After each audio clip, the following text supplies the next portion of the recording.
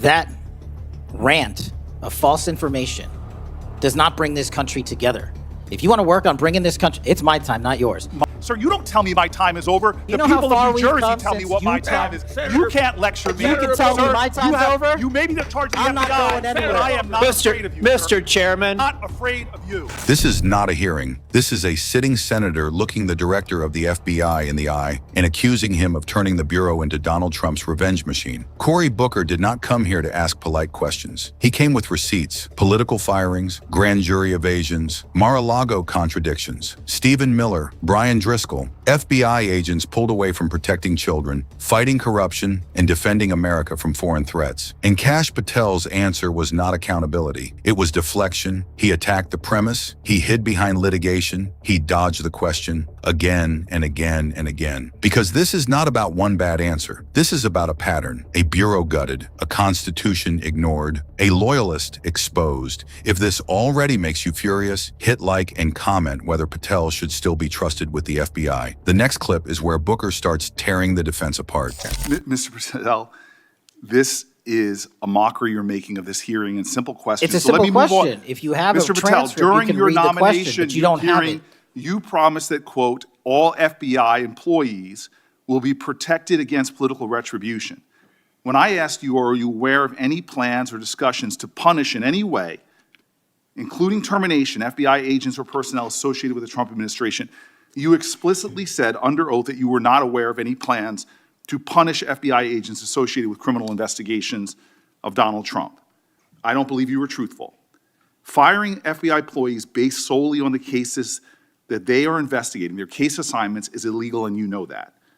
A new lawsuit that's been discussed numerous times, filed by 3 FBI officials, alleges that you carried out Donald Trump's campaign of retribution, in quotes, against FBI employees for, quote, failure to demonstrate sufficient political loyalty. One of those plaintiffs has been discussed today, Brian Driscoll. Now, we know 20 years of distinguished service to the FBI before you terminated him. Special agent in charge of FBI's Newark field office, where he operated with distinction. Medal of Valor winner, Shield of Bravery awards. He's a patriot. You terminated Driscoll via a letter dated October 8th, 2025, and in that letter you said that you were firing him pursuant to Article 2 of the Constitution. Well, you're not the President of the United States, and so I'm wondering under what authority you were allowed to terminate him. That matter is under litigation, and I'm not able to discuss it. Okay, well, discuss this. Did you have discussions with Stephen Miller about firing this particular person or about his continuance in the FBI? Not that I recall. How often do you speak to Stephen Miller? Frequently on our Homeland Security task forces. You frequently talk with Stephen Miller about subjects other than Homeland Security task force issues, correct? I frequently talk to Mr. Miller about Homeland Security task forces. Has Stephen Miller ever given you his opinions on how to run your agency? Mr. Miller's interagency operations are invaluable to the FBI. That's what we talk about. So you frequently discuss your job and your responsibilities with Stephen Miller and Pam Bondi, I imagine, as well. Absolutely. She's the Attorney General. Understood. Okay. Donald Trump promised to make us all safer. You have pushed out senior FBI agents with decades of knowledge and experience. In fact, this is the first time in FBI history that neither the director nor the deputy director have any experience with the FBI. You've shifted the agency's priorities primarily to pursuing Donald Trump's immigration enforcement agenda. According to ICE data, the Cato Institute, which is a conservative think tank, found that 20% of all agents have been diverted from their work to assist ICE immigration enforcement. 20%. Part of this operation is the work of mass law enforcement who jump out of cars, snatch people off streets at churches, schools, and their jobs and hospitals. Have there been any FBI agents who investigate crimes against children that have been assigned to immigration enforcement, yes or no? The premise of what you say is Have entirely there been false. any FBI agents who investigate no. foreign domestic terrorism? You don't get to say the America is not safer under this I am leadership. not saying America that. is You're safer making because of the work of the presumption- FBI. You're making a presumption of premise. 4,700 children. Sir, we have seen you have- 6,000 weapons and you are not 23,000 violent denying felons have that been FBI arrested. agents who investigate human trafficking have been reassigned to immigration enforcement. You are not denying that FBI agents who are on the task force that fight against Russian oligarchs have not been reassigned. Public Corrections Squad reassigned. People who defend us, defend children reassigned.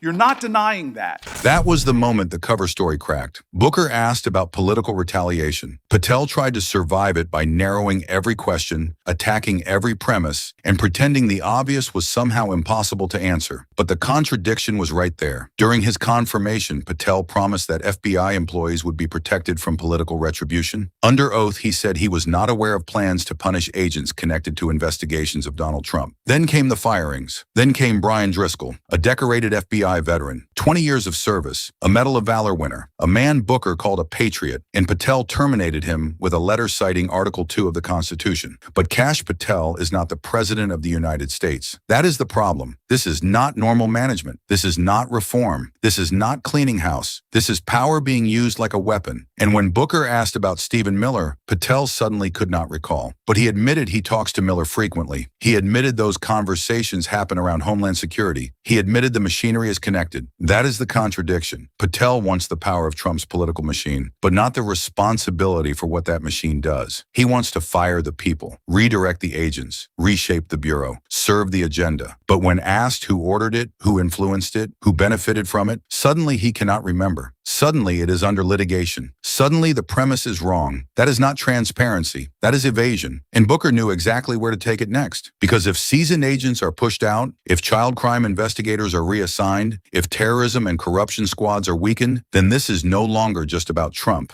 It is about whether America is less safe because Kash Patel chose loyalty over duty. The next clip is the verdict.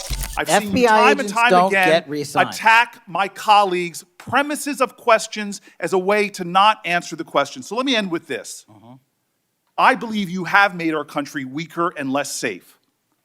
I believe that we are more vulnerable to a major event, and I pray to God it doesn't happen. You've gutted the Bureau of Institutional Knowledge and Expertise. You fired or pushed out seasoned FBI officials, many with more than 20 years of experience, and were working on cases that were critical. You've been purging thousands of serious law enforcement officials who spent their careers keeping us safe, only to lower hiring standards in order to find anyone to replace them. And shockingly, you admitted in this hearing to Senator Coons that it would take 14 years to fill the vacancies at your agency. Many are the result of your purge. 20% of FBI agents are doing low-level immigration enforcement instead of their mission-critical work. You've disbanded entire task forces that stop election interference, foreign influence, public corruption. And who benefits from this? Well, corrupt people benefit from it. Criminals benefit from it. Vladimir Putin benefits from it. And it really makes me wonder who you're looking out for. It makes me think we can't trust you as a nation. You swear to release the Epstein files, but now you're withholding the Epstein files. You claim that you have a suspect in a serious assassination. Whoops, then you don't have a suspect. You know nothing about plans to remove FBI agents, yet you're directly involved in those plans. In the words of an ex-FBI official, you are overseeing, and I quote, generational destruction of the nation's premier law enforcement agency. Mr. Patel, in just 8 months, you have assaulted the institutional integrity of the FBI. But I know FBI field agents. I've worked with them in Newark. No matter how truly bad you are, you can't undermine the legacy of agents who fight every day to keep us safe, but you can tarnish the integrity of the agency and undermine the agency's capacity. I believe you're failing as a leader, and that your failure does have serious implications for the safety and security of Americans and our families. We're more vulnerable to domestic and foreign attack because of your failures of leadership. I don't think you're fit to hand the Bureau, but here's the thing, Mr. Patel. I think you're not going to be around long. I think this might be your last oversight hearing. Because as much as you supplicate yourself to the will of Donald Trump and not the Constitution of the United States of America, Donald Trump has shown us in his first term and in this term, he is not loyal to people like you. He will cut you loose. This may be the last time I have a hearing with you because I don't think you're long for your job. But I'm going to tell you this. I pray for you.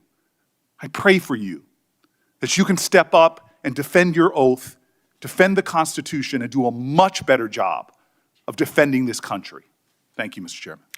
Do you want to say anything? Yes, at this sir. point? That rant of false information does not bring this country together.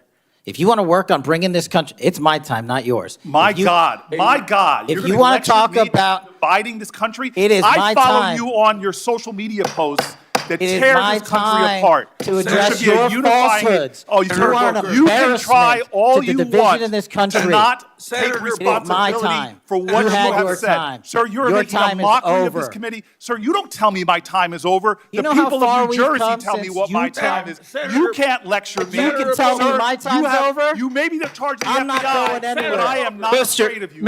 Mr. Chairman, Not afraid of you. Mr. Chairman, point of order. That was not just a speech. That was an indictment. Booker laid out the whole case, the evasions, the firings, the purges, the agents reassigned, the task forces dismantled, the Epstein files withheld, the assassination claim walked back, the Bureau's credibility dragged through the dirt. And then he said the part Patel could not answer. Who benefits? Corrupt people benefit. Criminals benefit. Vladimir Putin benefits. That is the charge. Not mismanagement, not incompetence, not a simple policy dispute, a betrayal of the mission. The FBI is supposed to protect the country from corruption, terrorism, foreign influence, trafficking, and violent crime. But Booker accused Patel of bending that institution toward one man's political agenda, Donald Trump's agenda. And when Patel finally responded, he did not answer the moral charge. He called it a rant. He attacked Booker. He tried to flip the room. But Booker did not back down. The people of New Jersey tell me what my time is. I am not afraid of you. That matters, because this confrontation was bigger than one senator and one FBI director. It was about whether public service still means serving the Constitution or serving the man who gave you the job. Patel came in as Trump's loyalist. Booker exposed the cost. An FBI weakened, a country more vulnerable, a director hiding behind deflection while the institution burns around him. This is not leadership. This is surrender, and history should remember it exactly that way.